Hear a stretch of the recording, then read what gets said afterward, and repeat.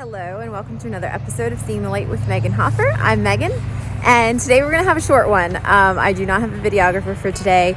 My son Isaac is not here with me today to take some behind the scenes videos and photos. Today is an incredibly cloud covered light quality day. So we have thick clouds covering the sun and covering everything. So the issue today is finding a spot with enough light to fill in shadows in the eye sockets and in the facial features. It's an engagement session for Caroline and Luke, and they are bringing their puppy Duke. The thing we have going for us today here at this public location is that it is about to rain, so nobody's here. I love that. What I love about the rails to trails right now, because the light is not shining super harshly, there isn't as much light to bounce around, so you won't get as much of the reflecting tones of the colors of the tree. And so we'll be safer in here as far as the light goes. So at this spot here, we have two different options on either side of the rails to trails. Here is an open field, which is what I'm looking for. I'm looking for openings to the sky.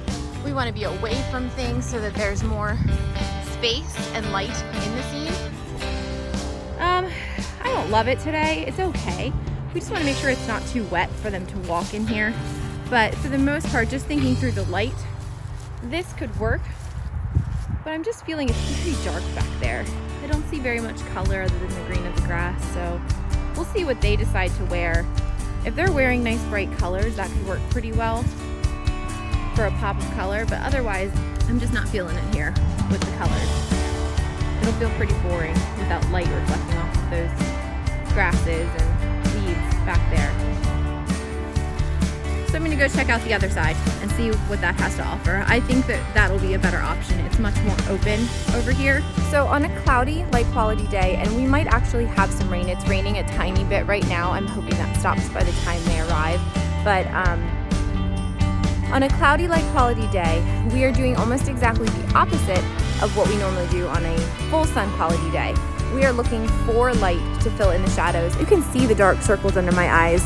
The kids didn't sleep well last night. They haven't slept well in days, so I'm really tired, and you can see it in my face if we don't use the light properly. Right now, I am facing trees. Those trees are blocking the light that is on my face.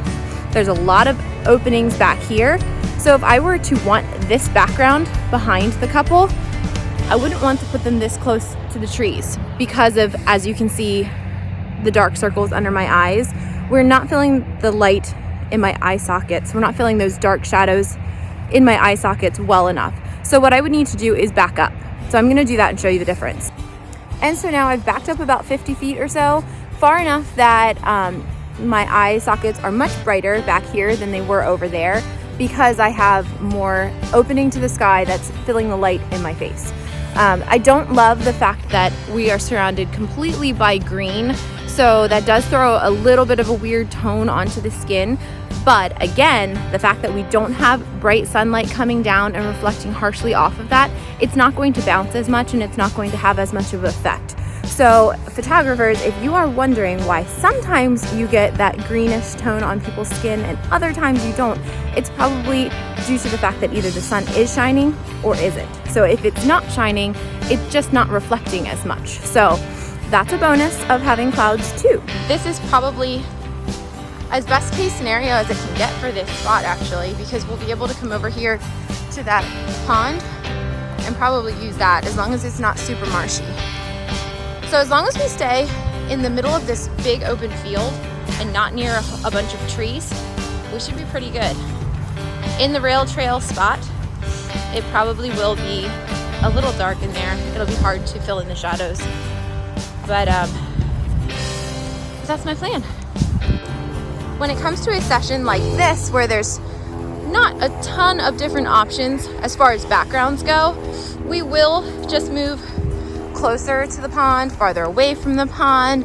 We'll get closer to the underbrush over here and farther away from it. We might go over here and shoot from a different angle. As long as we are in a spot where we're getting enough light on the subject's face to fill in the eye socket shadows, we're golden. So we really can shoot any way as long as we have enough light filling in. So there's other options. We can shoot this way. Probably would want to avoid the highway at least a little bit so we're not worrying about the cars. But I really like this angle at the pond with a longer lens slightly. This is a pretty nice shot. I don't love the houses in the background, but with a really long lens and a really wide aperture, we won't really see that very much. And since I don't have anybody here to do my behind the scenes videos, up next is the pictures from the session.